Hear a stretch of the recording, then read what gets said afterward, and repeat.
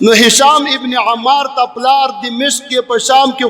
کور خرڅ کو په 20 دینار باندې او بیا وتی چې بچي لاړ بشي حرمین شریفین ته او خاص کر مدینه منوره ته حج او عمره به مو کې بچیا دینو اله بلوغ ته برابر شوی کشر الک او بیا مدینه منوره کې په مسجد النبوي کې د امام مالک چرچا او د هغه درس او اعلی درس او بچي هغه نه به علم کې بیا براشه لکه او ډیره خدا نو 20 دینار هغه وکړي ډیره غټه پیسې دی پورا کور ورته خرڅ کړي الله له حج او عمره یې وکړه بیا راغی مسجد نبوي ته د امام مالک په درس کې ناس د نو ته خو ډیر اجله لول علما ناس نو دتم چاوي چې الکه تم کم سوال جواب څه خبر اشته د سره درس کې ناس نو د امام مالک ته پاسې د چې حدث لی جماعتم حدیث وایا امام مالک ورته وی اقرا تو وایا کنه دی ورته نه جماعت وایا څه سوال جواب و سره وش امام مالک سره ابتدایي ورځ د اوله ورځ امام مالک ته د انداز مزه ورنکړه وی قد حصلنا علی الصبيان ول زمون دا درس د ماشومانو درس تم به کې اوس راځي خبره چاته حواله کې یو دوه کسان ہوتا وی د لګوډه به ویا خواته د لار کې لګ وهل محل مستپکه دا اوس موږ د ملګرو سوګیات کو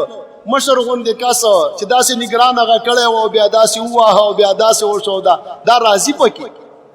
وهل ټکول هم پکې شته خو وهلو ټکولو کې به لږ ګزاره کوئ ماشومانو سره زه بیا وایم چې وهل کوئ خو چې وهلو نه مزغلول ډېرې دوړه دباو هم زیات یا وهلو سره لږ ګزاره کوئ وهلو سره او ملګري طالبان لږ کنټرول کې ساتئ خاص کر دا ماشومان دا بیا ورانۍ کوي چې ډب نه یا ادب نه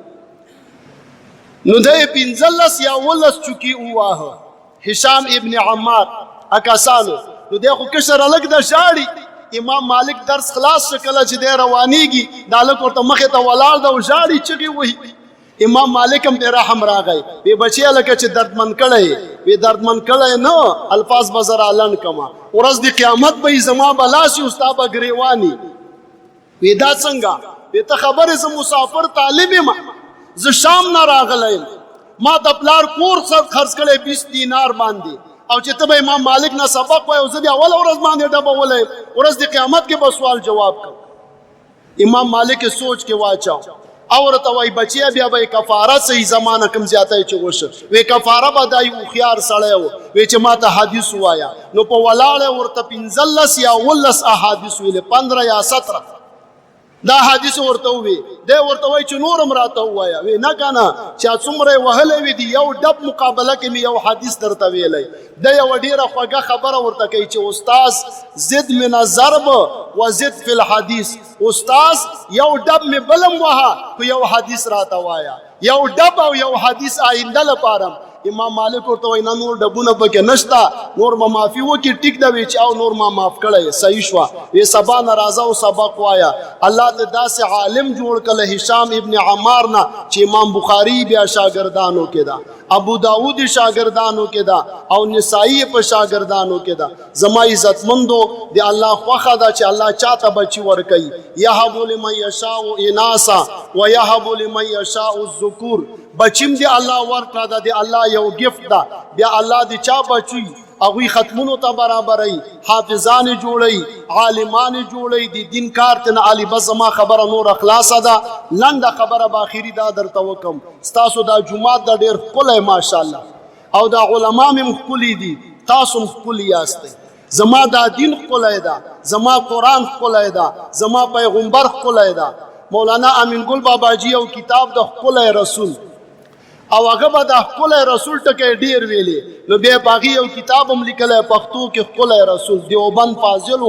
او زمونږ د استادانو استادو مالی دله او جنازه کې مزه شریک شوم امین ګل بابا جی شیرګل کې شیخ الحدیث پاتې شوی نو تاسو ارڅ خپل دي الحمدلله الله نورم خپل کا لګ به دي جمعات سره مینا کوي دی علماء سره مینا کوي دا مدرسه خپل کور نه زیاته وګڼي زه په دې خپل جمعات کې چې کوم ځای امام او خطیب ما نو چندی بارا کې مونږ وایو چې دا جمعات یو بچي فرض کې خیر دا کډیر نه یو بچي سره څومره کوي په دې اخترونو کې نو دا جمعات او مدرسې سره هم کوي الله به تاسو سره امداد کوي ان تنصر الله ينصركم زباز زاینو کې یو واقعا وایم الله ډېر غیرتی ذات دا حاتم طایی نوم به موریدلې ایو مشهور سخی سړی تیر شوی منټ دوه کې درته خبره خلاصو دا مفتی صاحب دی ویلې چې یوې ګنټې نه به زیات بیان وکړي نو زما ګړۍ په لاس ته ورته ګورم نو ګنټې نه لږ واوړېده بس دوی خبره م الله برابره کړه او موږ نه هم خوله وایستله پوره او تاسو م هم ستړي شوي یاستئ خو موږ بیا داسې چې پې پوهېږو نه چې کم ځای او کم خوا خبره لاړه او چېرته لاړه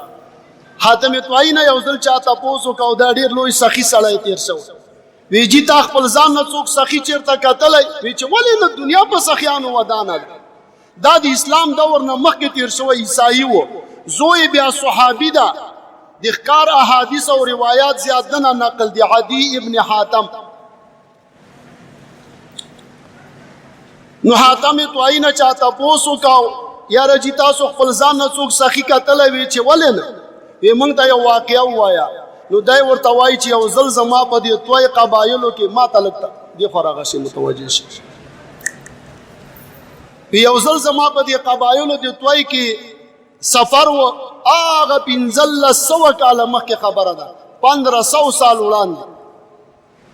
وی زما شپه راغله مسافر یم یو هلک راته میلمستیا برابره کړه د شپې تېرولو چې بس کاکا ما سره و میلمه شي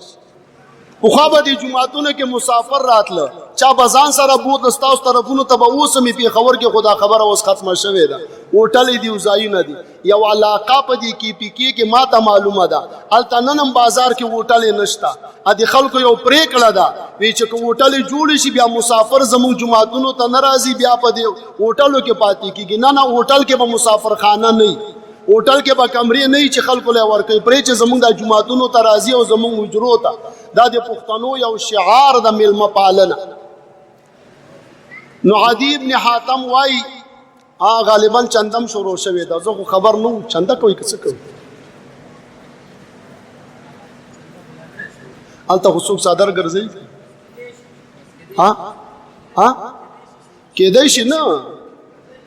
چنده ده ماشاءالله ځان برابر کوي دا نور ټولې خبرې اخوا او دې خوا پرېږدئ دا نورې خبرې دا کوم چې کړي هغو پرېږدئ دغه خبره ده دا خو موږ ما ضمني غوندې کول او زه کله کله کوم چې جومات سره امداد کوئ داسې مه کوئ چې بالکل هغه بعضې خلکو خبره وی چې جیبونو کې لړمان اچولي لړمان ګوتې نه ورته کوي ټولې خبرې په خپل ځای خو سخاوت یو عجیبه صفت دا واقعه به تا ته انشاءالله څه درس درکړي او نوره خبره به بیا موږ خلاصه کړو بیا که د ملګرو چندې متعلق څه ویلې خو چنده غالبا شروع ده او ستاسو په دې کې حصه ده چندې داسې مه کوئ چې 10 روپۍ همدام ډېرې دي نه داسې چنده چې پته ولګي ما یو ځای کې وویلې ما د سمه چنده وکړې یو سړی پاسېد وي ما 5 لک روپۍ ورکړې ما چې به د نر بچی یې دغه شان سړی موږ ته پکار چې داسې لکونه روپۍ خبرې برابرې کړي زه چنده چې تر خلاصېږي زه هم انشاءالله فارغ شم خو چنده شروع ده داسې غټ لوټونه غوندې غټ اسره غټ لوټونه او لږ سم داسې په هغه باندې بلکې بعضې ملګري زموږ د علماو سره غوږ وجنګوئ چېرته ماهانه په ځان ومنئ چېرته سالانه په ځان ومنئ چېرته خپله تنخواه کې حصه برابره کوي الله پاک به امداد د سره کوي ما طرف ته راوګورئ دې خوا ته چندم کوئ دا واقعه درته خلاصوم 2-3 منټه کې حاتم طوایي ته چا وویلې وی جي تا خپل ځان نه څوک سخي کتلی دا چنده لږ پرېږدئ لږ یې پرېږدئ لږ او زه دا واقعه وایم کېدی شي اثر یې بیا خدای پاک ډېر کړي او اوس لږ درکوي کېدی شي بیا لږه سمه چنده درکړي او چې چا ورکړې د هغه بیا دوباره ورکوي دوباره وی مولانا عبدالحق رحمه الله ته یو سړی یو ځل راغی هغه زمانه کې 100 روپۍ وې ډېرې پیسې وې دي مشرانو ته پته لګي 100 نوټ بچا ماتولی نه شو بازار کې وی سړي 100 روپۍ چنده ورکړه او کوړي مدرسې چې کوم مشر و مولانا سمیع الحق صاحب دی والد صاحب شیخ عبدالحق صاحب وی 100 روپۍ هغه چنده ورکړې وه وی مولانا صاحب ملګرو چې دعا ورته وکړي دومره دعا یې ورته وکړه سړی خجالت غوندې شو چې پیسې لږې دي او دعا ډېره ده وی هغه جیب ته لاس که 100 نور یې ورکړې وی بیا دعا ورته وکړي بیا دعا نو بله غوړه دعا سړي جیب ته لاس که 100 نور یې خو لنډه خبره دا چې 600 ته سړي ورسوله 600 نو تاسو هم داسې وکړئ چې لږ مهرباني وکړئ بدلې له الله سره دي او دا احسان دی الله ومنئ چې الله تعالی توفیق درکړي چې جماعت او مدرسه باندې ته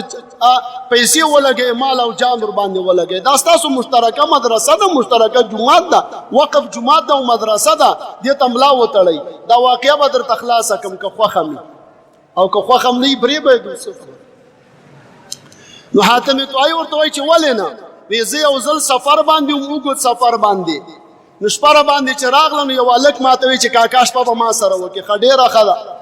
کشر هلک ده او هغه بوتلم کور ته. نو د اسلام دور نه ده، نو پرده مرده به چېرته و؟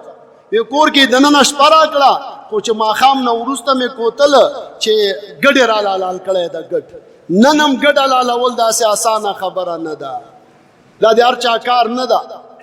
میلمه پالنه دا د یو نیم سړي کار دی. چنده ورکول دا د هر چا 10 روپۍ خو هر څوک ماشومان یې ورکوي 10 روپۍ. نه چې سمن د رانو چنده سمه داسې د حاتم طایی په شان. نو دی وایي چې هلک ماله ګډ حلال کړی و، ګډ دا نورې غوښې هم ډېرې مزېدارې وې، پخ کړې وې، خو دا مغز نه ده. پېژنئ به دې سر کې چې ماغزه یي وی دا یې راله پخ کړي و او دا زما هم خوښ دي. زه کله کله کور ته راغواړم هره جمعه تقریبا یو کساب نه زه غوښه راغه کوم او هغه هلک هم ډېر نیک هلک ده. یو 2-3 سېره غوښه یو 2 سېره کیمۍ او ورته وایم چې داسې مغز هم یو 2 پکې واچو او دا ګران هم دي، خو چې لږ ښه پاخه شي ډېره ښه مزه هم کوي. نو حاتم طایی وایي چې دا د سر مغزه یې ماله پخ کړي و، ډېر مزېدار یې پخ کړي و ترسکون. وی ما هغه ډېر په شوق وخواړه، هلک هم را باندې پوه شو. کاکاجي خوراک څنګه و؟ ما یاره بچې زبردست، ابه وږی بل د هغه وخت خلک تنومند او صحتمند و. دا چې صحت برابري خوراک هم سړی ښه کوی شي، او دا چې کمزوری سړی او معده یې هم خرابه ده او ګیس یې هم ټول خېټه ګیس نه ډکه ده او ګیس بیماري نو به خوراک څنګه وکړي؟ پیپسیان یې پسې اوس کې هغه نور هم ګیس جوړوي. نو ما ورته چې بچیا دا ټول خوراکونه ښکلي وه، ښې غوښې دې پخ کړې وې، خو دې مغزو پکې ډېره مزېداره مزه وکړه. وی هلک وایي چې او کاکا زه هم در باندې پوه شوم، مزه یې وکړم چې بچیا زبردسته مزه یې وکړه. وی لږ ټیم بعد بیا یو پلیټ کې ماله ماغزه پخ کړي او ماله یې راوړه. بیا داسې خو تقریبا څو ځله سحر ناشته د غرمې وغیره حاتم طایی مغزو باندې ښه موړ کړ. وی سحر چې زه راوتم یا شپه بعد یا ورځ بعد چې هر څه ټیم و، بار چې راووتو د کور خوا کې ځای په ځای وینې پرتې دي، اینه پرته ده یو ځای بل ځای. ما ودې چې هلکه دلته کسابخانه ده که څه ده، دا خو ځای په ځای حلالې شوي. وی هغه هلک راته وایي چې کاکاجي تا تپوس وکړه زه به جواب درکړم. زه یتیم یم، پلار مې مړ ده، خو پلار به مې د مسافرو د میلمنو قدر کاو او ما ته مې چې بچیا د مسافر میلمه قدر به کوې، نو ما تا ته ګډ حلال که ګډ. دا مې د پلار طریقه وه. خو یو ګډ ما زړه نه ویستی و، خو تاله مغزو مزه درکړه، نو ما ته د پلار نه 10 ګډان پاتې و، 10 او ما تا ته هغه یو حلال کړی، په تا مې مغزه خوړلي. هلکه دا ولې؟ خو تاله مغزو مزه درکړه، نو بل علاج خو ونه موږ سره کسابخانه نشته، نو ګډ حلال که او سر کې پرېږه او مغزه حاتم طایی ته پاخه که. وی چې دا 10 ګډان ما تا ته حلال کړي. نو چا حاتم طایی ته وویلې چې بیا تا ورسره څه وکړه؟ وی ما ونه موبایل نمبر او ایډرس واخیست، هغه وخت کې دا څیزونه نه وو مثلا. وی بیا ما وی چې او تا ورسره څه وکړه؟ وی بیا ما د دې مقابله کې ورله 300 اوښې او 500 ګډان ورکړه.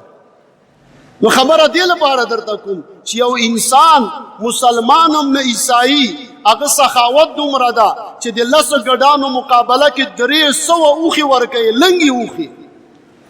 اوښه له اوښ نه ګرانه وي، اوس هم غوا له غوایي نه ګرانه وي چې صحیح فارامۍ غوایي مزېداره او داسې 2-3 ډړۍ شوده کوي. موږ سره یو مدرسه کې زه استاد وم، اوس څه کال ته نه تللی. نو د هغې هغه حاجي صاحب یو ځل چا تپوس ته وکړو چې حاجي صاحب چا وي چې تا سره غوا ده او له 5 لاک نه بره قیمت ده؟ وی بچیه ما سره 25 غواګانې دي، 25 او د هر یو قیمت له 5 لاک نه بره ده، هر یو 5 لاک نه بره قیمت ده. نو غوا نن هم ګرانه ده او میخه او که خبر شو قیمت نه چې لږ ښه شوده کوي او اوښه او د اوښې شودې خلک نن سبا د شفا لپاره هم څکي. نو ما ورله 300 اوښې ورکړې او 500 ګډان مې ورته ورکړه. نو الله به څه کوي؟ چندې والا ملګري پاسې اوس چا کم پاتې. تاسو جومات سره امداد وکوئ، که ډېر نه وه چنده ده بل چاته چې وایو داسې ډېرې نه، خو 1000 روپۍ به زم پکې د الله د رضا لپاره واچو چې والدینو د ثواب ډېرې مه غواړئ.